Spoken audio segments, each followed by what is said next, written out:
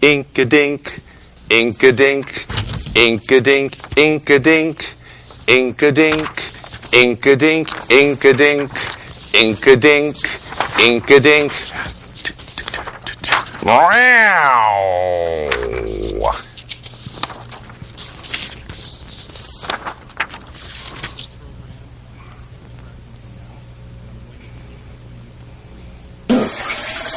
You chomping on this thing?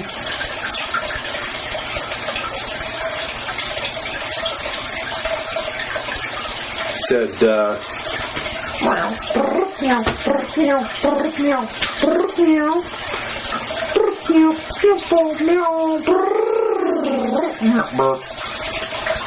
I should have seen you. Should have seen the bird attached to this thing.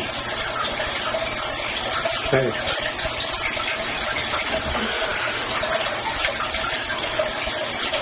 This stuff doesn't get any easier as the hours pass along. We've got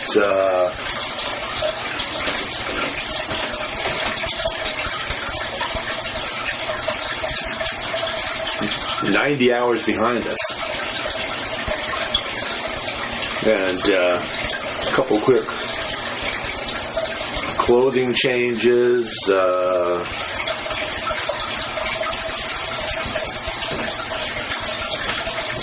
quick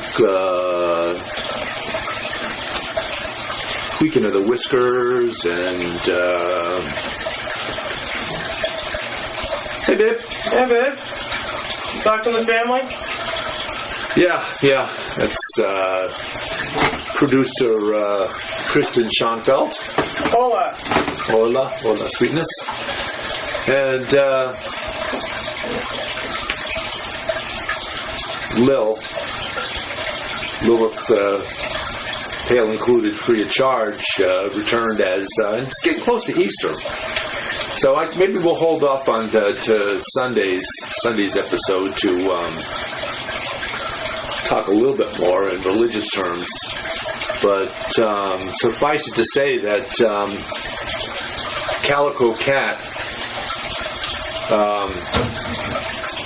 returns as the Calico Stone and has been with us, and well, we know it's Lil because there's her tail and head and everything in between, and weighs about as much as Lil did. It's a little bit more condensed version. Hey, do you think we can maybe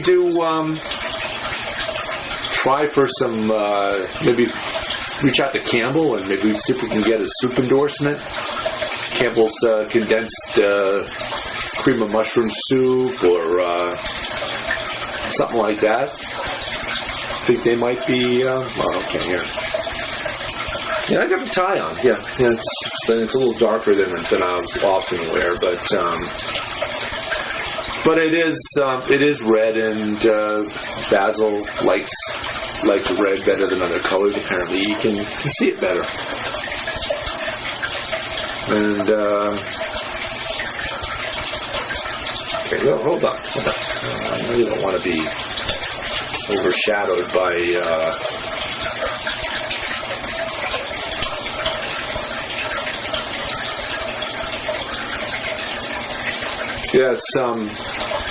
they're in spring training now, and they're looking for a new quarterback because Peyton Manning apparently finally decided that it's time. 40 years old, and he managed to do pretty well in his final game. The superb owl.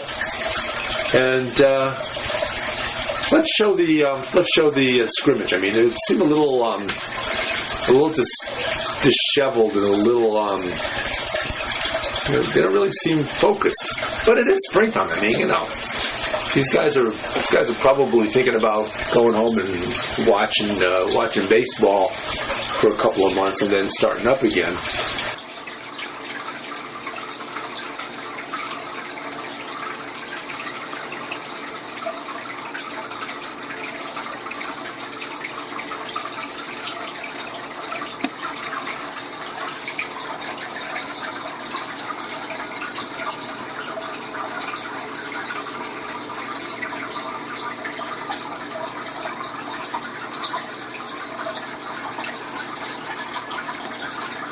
But, okay.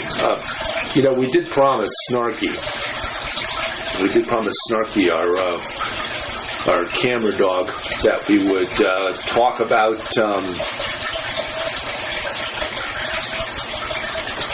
not AARP, but AARF during this hour of the Basil-Athon 2016, hour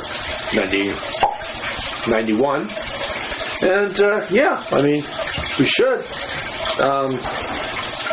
What do you want us to say, Snarky? He's flapping his ears a little bit and holding up some cue cards. And, obviously he's going to slobber on them, and pretty soon we're not going to be able to read them, but he wants us to talk about AARF, and it's, I guess, American Association of Retired felines. No, this cat's a long way from retired. You've got now Lil's retired. I mean, she's kind of a step behind retired, but she's still with us, and probably, she's still on the phone. She's got a 24-hour hotline on the Cat in the Hat phone, and thing 1 and thing 2, and she's there. She's with us. So if we're not gonna go for the condensed soup.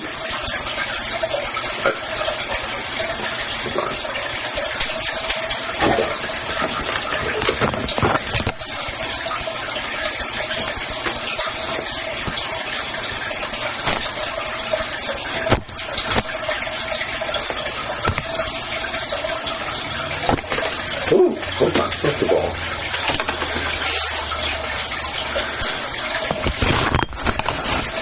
We're, no, this is not your,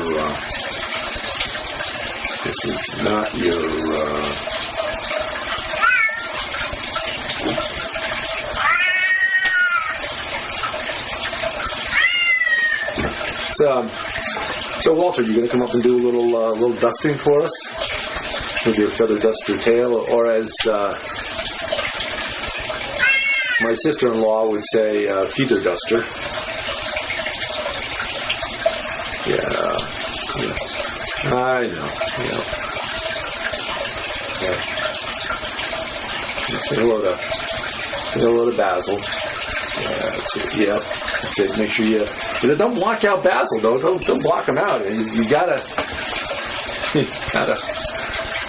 So, okay, now we're getting warmed up, and we're gonna get a little dusting done, and we're looking good. I know you wanted to talk about prejudice during this hour, and it's an old subject. It's been around forever, and everybody prejudges things. Everybody has preconceived notions about people, about situations. They anticipate what they're going to hear from people, how people are going to behave. But there's a little bit more nuance, a little bit more updated take on the whole matter. With and they've been talking about this on the media a lot lately, about microdata and how people have been when they do the polling, they're trying to determine who's going to vote, how they're going to vote, a lot of things that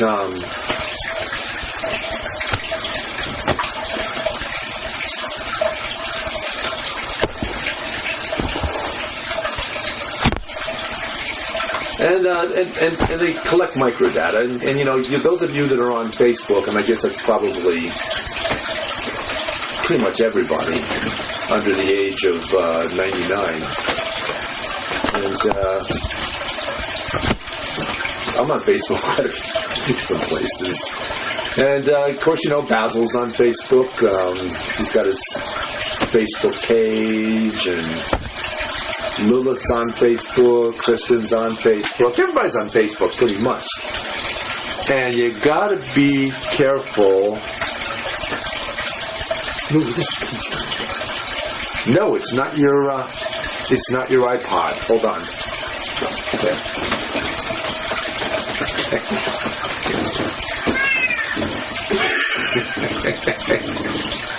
It's not your iPod. So we're going to talk about, Basil wants to talk about microdata, how we get marketed constantly, and it's become a lot more sophisticated, and the big time in presidential campaigning. All the campaigns keep their and they computerize their information about their supporters and about folks that don't support them. They want to identify them as being strong supporters all the way down to supporting a different candidate. Because you want to get on election day, you want to get your folks out to the poll, and if anybody comes out that's not voting for you, well, that's oh well. Just assume they didn't come out, but.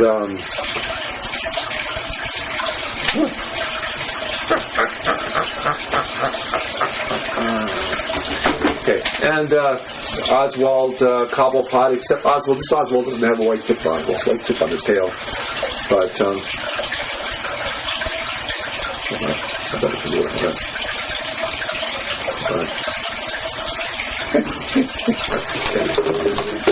okay, so, yeah, when you try doing something like this for 90 plus hours and see if you can stay bright and bushy-tailed and chipper. Well, Walter, she's napping, I don't know, about 17 hours of each day.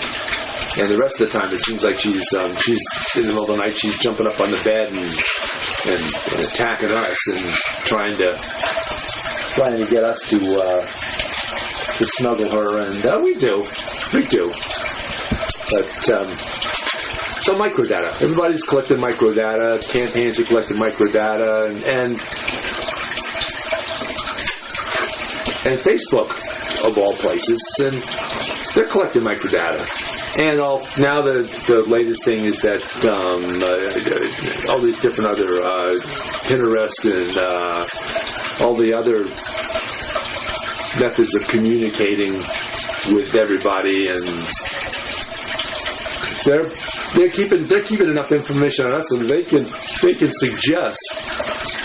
I mean, it's not that we need to figure out who we want to reach out to and who we want to get reach outs from, but they're suggesting to us who's most worthy of us listening to amongst our friends and everybody else in the world. So and people are kind of getting their backs up about this a little bit, but microdata is also microdata, tomato. It's also a way that's used politically to divide us.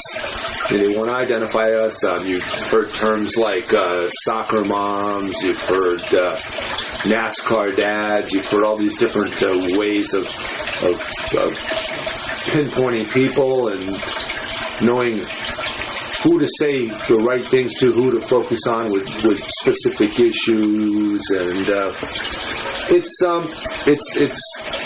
I think Basil's the one more than anybody is quite sincere when he says he's annoyed by it, because people are watching out on his Facebook page, and he keeps having to blot out commentary because people will watch the show on his Facebook page, Basil BuddhaCat. They'll watch it on. Well, they can't watch it when Walter's in the way because, yeah, I know Basil. Well, yeah, it could be worse. You got this guy behind you. That's scratching you. Yeah, you go scratch Walter a little bit. And go annoy Walter.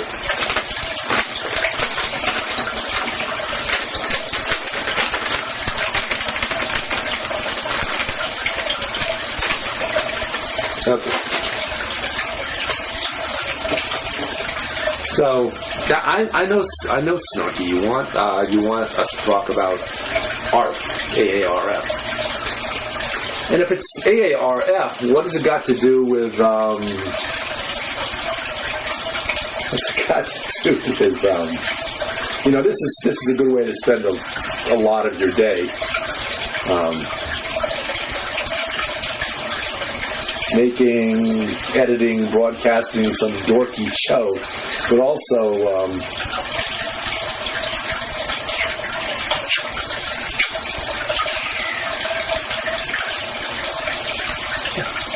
okay. Now I'm going to put it over here, Walter, and so. To divide and conquer routine, you want to, from an advertising perspective, they want to know who to reach out to and who best to entice into buying their product, which you may or may not need, but they want to create a need. And we've had conversations with Mick Jagger and Keith Richards on occasion, and classic song about media and about advertising and satisfaction. About how you can't get any satisfaction because you're not doing the stuff that they're trying to sell you and trying to convince you to do. So it's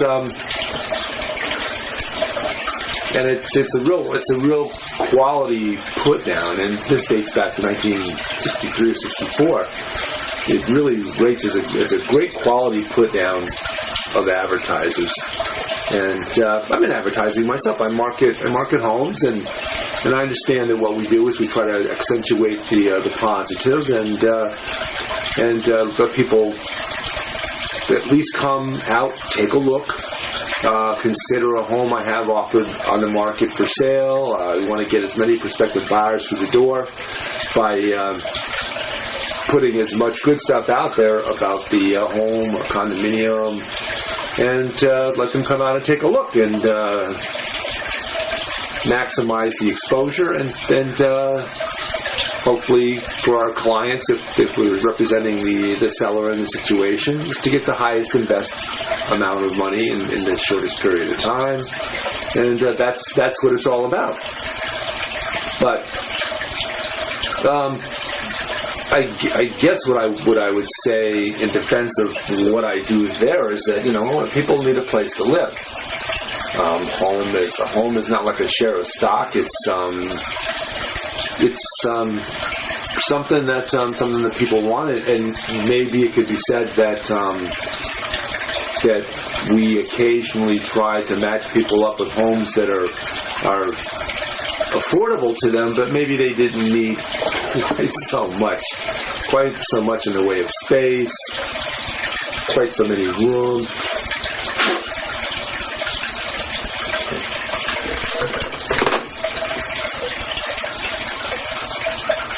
And so, at any rate, so there you go. There's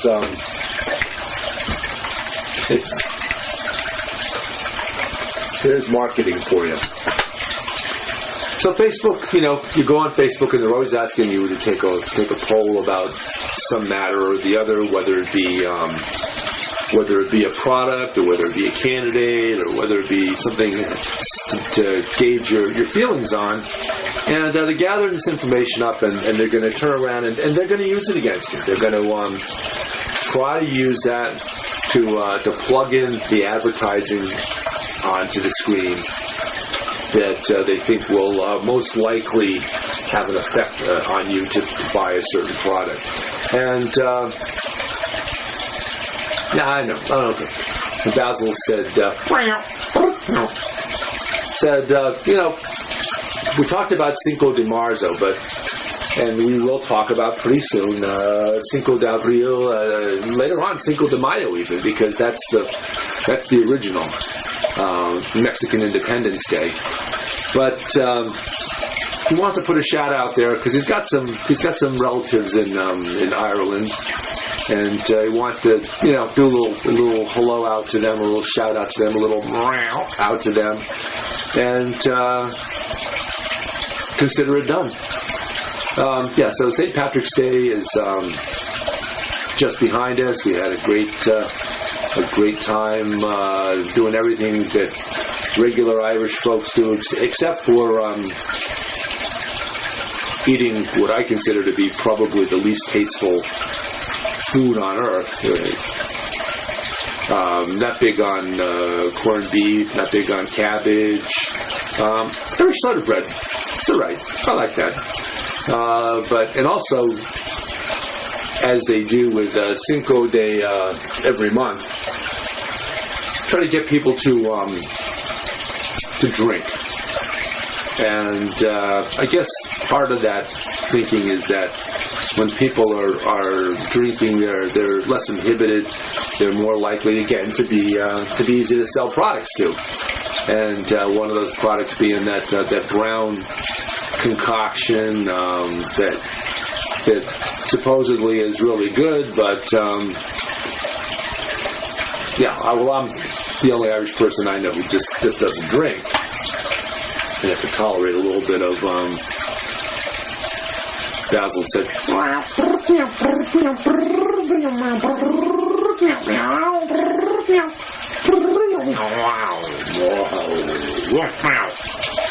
Said enough about you. Let's talk about me again.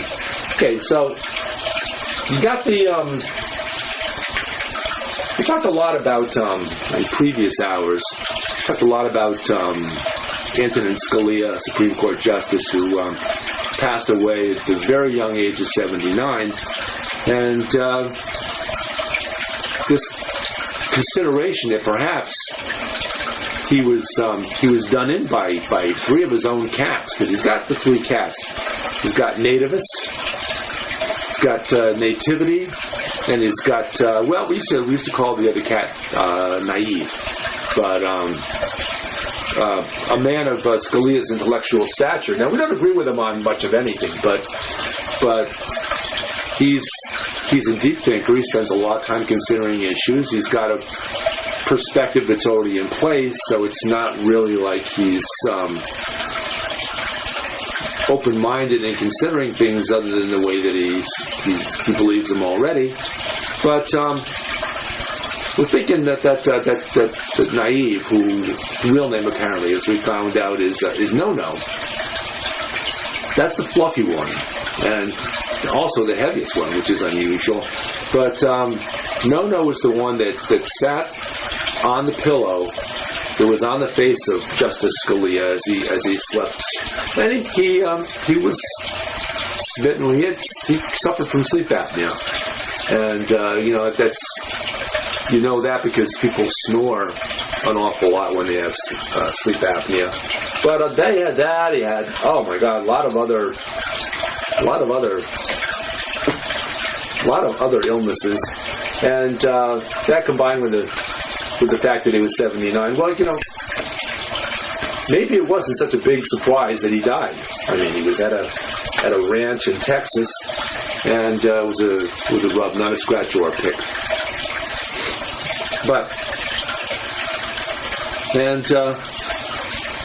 We've been through that enough, right? We're gonna get our friend Kevin Gallagher, who has a show on the internet and Comcast. He's probably gonna spend a few hours talking about that in between updated shows on Obama's birth certificate and why President Obama was born somewhere or other, and he did one where he had a guest on via phone that showed the numbers on his certificate of birth, and apparently there were some 8s in there that didn't look quite enough like an actual number 8. Actually, maybe he could have looked at them or flipped them sideways and used some sort of theory that they actually represented infinity, and since they represented infinity, that Obama is in fact President Obama is in fact the devil in chief or Lucifer in chief, and who knows? I mean, there's a lot of ways of looking at it, and Kevin's approached them all, maybe. there may be some out there still that to figure out, to try to figure out what's, what it's all about, and I'm waiting for call-ins. I mean, we're talking and going on and on and on about this, but it's 91 hours, almost 91 hours into our Basil-Athon 2016, and I'm getting a little fatigued. I mean, we get a cat nap, a couple minutes every half hour, but except for the 2.5 days that I dozed off, and how are we going to do our screw Fox News, here comes cat news, if we're not getting any call-ins? I mean, I understand that there aren't very many Republican candidates left out there. We're down to, we started off originally with about 1,899 of them, and went on our way down, and we got down to 17 that were participating in debates and or sub-debates, mini debates, and then main event debates. And it's just, I'm not sure. And now we're down to 3.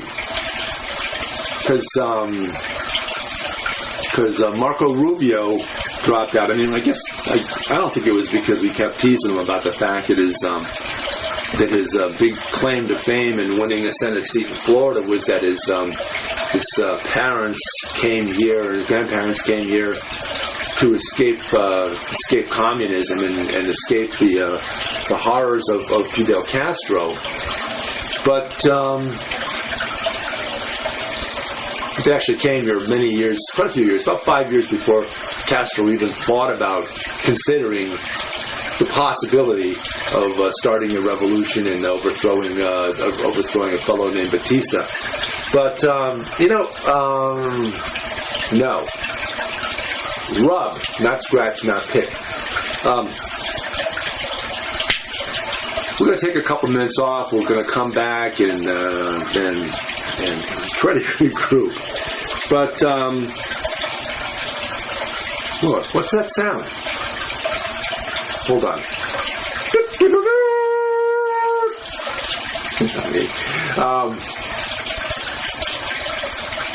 Where's the mic? Oh, it's not on the micro inky dinky phone. It's on the inky dinky phone. Tweety, snarky. Okay, we're going to be getting some calls in Sunday morning when we continue, and we're going to get some calls in from Trump supporters, and I guess every time they call in, we're going to get a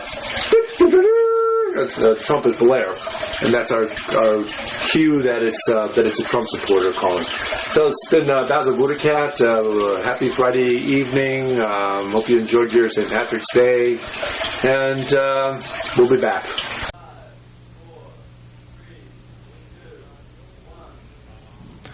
They say they'd rob your grandma blind on Wall Street, fritter her away her Medicare on Wall Street.